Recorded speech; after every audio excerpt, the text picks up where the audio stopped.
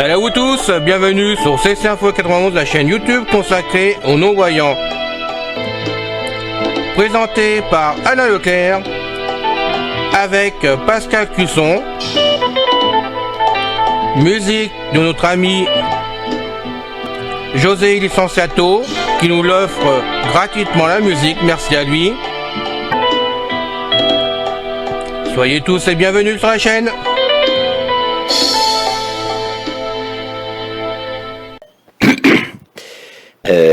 Bien le bonjour, chers auditeurs. C'est encore une fois Pascal Cusson parmi vous pour la chaîne d'info Ceci Info 91, chaîne YouTube créée par notre ami Alain Leclerc, destinée à vous informer sur une foule de sujets qui, nous pensons, peuvent vous intéresser. Aujourd'hui, nous allons poursuivre les fascicules sur l'histoire du monde. J'aimerais aussi vous demander votre aide à parler de nous, parler de la chaîne, je veux dire, ou des sujets qui vous intéressent directement sur la chaîne. Si vous pouvez publier les liens directs vers vos podcasts préférés sur vos murs de réseaux sociaux, ce serait bien apprécié. Merci. Bonne écoute. Histoire du monde, l'Empire perse, l'ennemi oriental qui a fait trembler Rome. La dynastie des Sassanides a restauré la Perse dans sa splendeur impériale en s'inspirant de ses puissants ancêtres. Elle régnait sur des terres qui s'étendaient de la Turquie jusqu'au Pakistan. Lorsqu'Alexandre le Grand conquit la Perse en 331 avenue J.C., il mit un terme à l'empire achéménide, fondé par Cyrus le Grand. Pendant les 5 siècles qui suivirent, le plateau iranien fut placé sous le joug d'autres empires, jusqu'à la montée au pouvoir d'une nouvelle dynastie perse. Extrêmement fiers de leurs racines, ces nouveaux rois, appelés les Sassanides, restaurèrent la grandeur de leurs ancêtres, en faisant appel à leur passé pour devenir des conquérants inspirant la crainte, des grands bâtisseurs et des mécènes des arts. Pendant plus de 4 siècles, les Sassanides dominèrent l'Asie de l'Ouest, étendirent leur empire et conquirent des terres des empires romains et byzantins à l'Ouest, et de l'Empire couchant à l'Est. Pour renforcer leurs liens avec le passé, ils honoraient leurs dirigeants en gravant des reliefs à la gloire de leur réussite à Nakhchorostam, lieu de sépulture traditionnel des rois achéménides. Le zoroastrisme devint la religion de l'empire et le gouvernement fut centralisé. Les Sassanides devinrent riches, grâce aux routes commerciales, dont la route de la soie, qui traversait leur royaume. Situé au centre de l'actuel Iran, l'empire sassanide abritait de nombreuses ethnies et cultures. Il était connu pour ses bibliothèques, vastes centres d'apprentissage, ainsi que pour ses réalisations vertigineuses dans les domaines de l'art monumental et de l'architecture. En gardant un pied dans le passé, les Sassanides développèrent leur culture. Le retour des Perses, l'empire parthe fut fondé au IIIe siècle avenue J.C., après le renversement des héritiers d'Alexandre le Grand. Originaires de la région du Khorasan, située dans le nord-est de l'actuel Iran, les Parthes contrôlèrent la zone pendant environ 400 ans. La culture parthe était hétérogène et avait été fortement influencée par l'héritage hellénistique d'Alexandre. Alors que la Parthie gagnait en puissance, elle se mit à rivaliser avec Rome. À lire, la fin de l'empire d'Alexandre le Grand précipitée par la suspicion et les complots, même si les conflits entre Rome et la Parthie étaient nombreux, ce fut une révolte locale qui mit fin à la puissance parthe en 224 après J.C. Les forces militaires de la Perse, une région située dans l'actuel sud-ouest de l'Iran, s'opposèrent aux Parthes. Leur dirigeant, un prince perse nommé Papa issu d'une famille de la noblesse, était le descendant d'un prêtre zoroastrien, Sazan. Papa mit son fils Ardashir à la tête d'un commandement militaire. Ce dernier s'avéra être un commandant accompli et fut capable de prendre le contrôle de plusieurs villes locales au début des années 200. Les forces militaires d'Ardashir conquirent de plus en plus de territoires, elles finirent par battre le dernier des rois parthes et occuper leur résidence royale de Ctésiphon, située non loin de Bagdad, dans l'actuel Iran. Ardashir devint le premier roi de la nouvelle dynastie perse, nommé en l'honneur de son grand-père, Sazan. Pour renforcer ses liens avec le passé impérial de la Perse, il adopta le titre traditionnel de Shahanshah, roi des rois, comme les grands dirigeants avant lui. Ardashir régna pendant près de 20 ans et insuffla une nouvelle vision à l'empire. Il commença à centraliser le pouvoir afin de renforcer son territoire. Le zoroastrisme, foi traditionnelle de ses ancêtres perses, devint la religion officielle de l'empire, dans le but de renforcer la revendication du trône par sa famille. Le roi chercha aussi à étendre son empire et continua à user des avantages de ses forces militaires contre le vieil ennemi des Parthes, Rome. Il régna conjointement avec son fils, le futur roi Shapur Ier.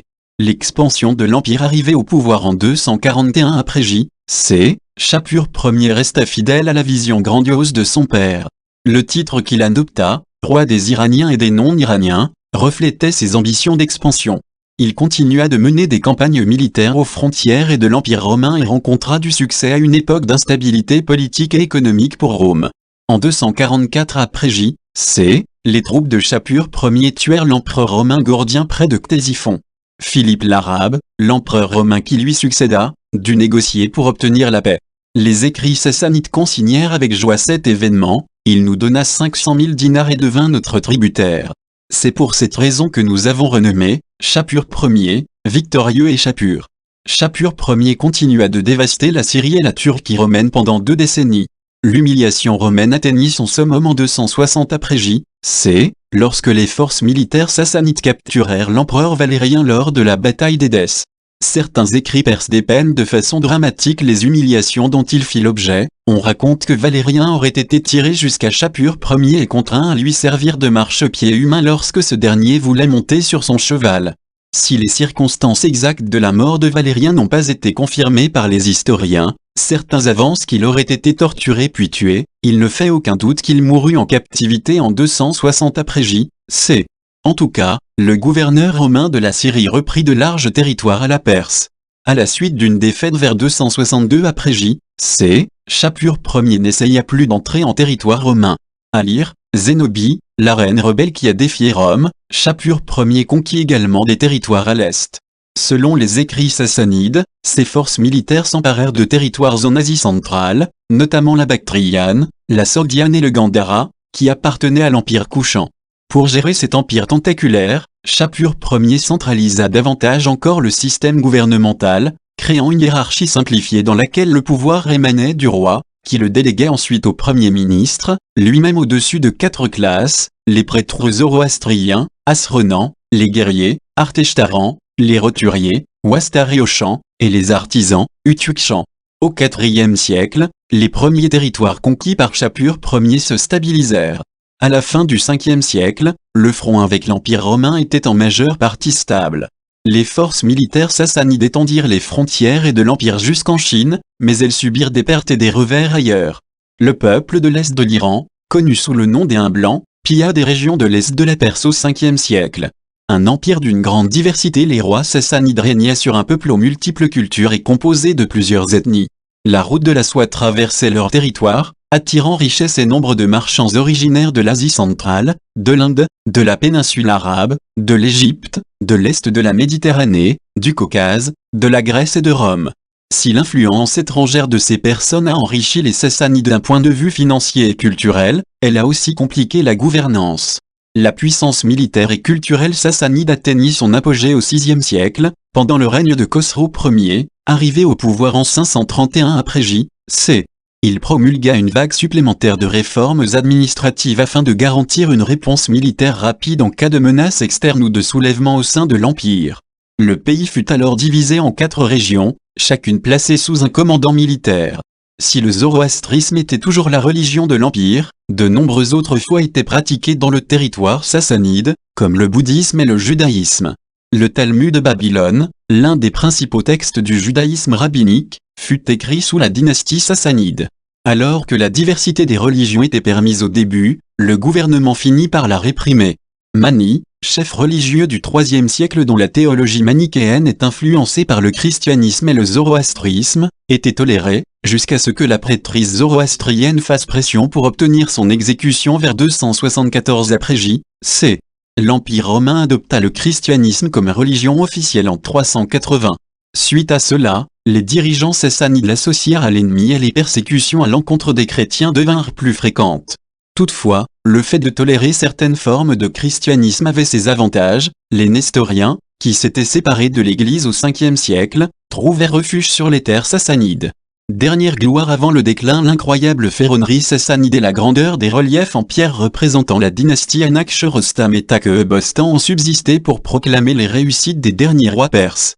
L'érudition se développa aussi à la fin de l'ère sassanide. Au VIe siècle, Khosrou Ier fonda l'académie de Gondi Shapur, où les Nestoriens qui fuyaient les persécutions trouvèrent refuge. Ces réfugiés apportèrent de précieux travaux grecs et syriens touchant à la médecine et à la philosophie, dont la traduction fut ordonnée par le roi. Au début du 7e siècle, Khosrow II poursuivit la lutte contre Byzance. Les troupes perses occupèrent Jérusalem, Rhodes et Alexandrie. Elles s'approchèrent suffisamment près de Constantinople pour voir les portes de la ville. Mais ces réussites coûtèrent cher à l'Empire. Les longues années de guerre eurent de lourdes conséquences économiques et affaiblirent l'emprise de Khosrow II. Le retour militaire de Byzance et l'assassinat de Khosrow II en 628 conduisirent à une période de déclin. Au sud, la puissance arabe était grandissante et leurs dirigeants avaient conscience de l'état de faiblesse dans lequel se trouvaient les Sassanides. Ils attaquèrent pour la première fois les villes perses en 633 après J.C., avant d'occuper Ctésiphonte 3 ans plus tard. Les forces arabes renversèrent le dernier roi sassanide, Yazdgari, en 651.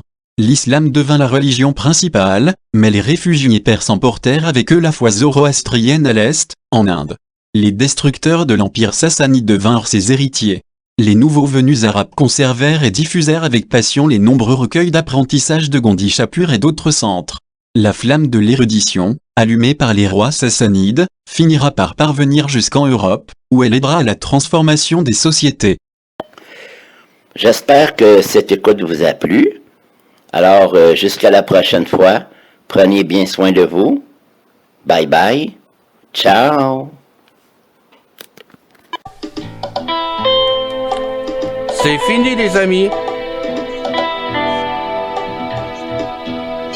Merci d'être passé sur la chaîne.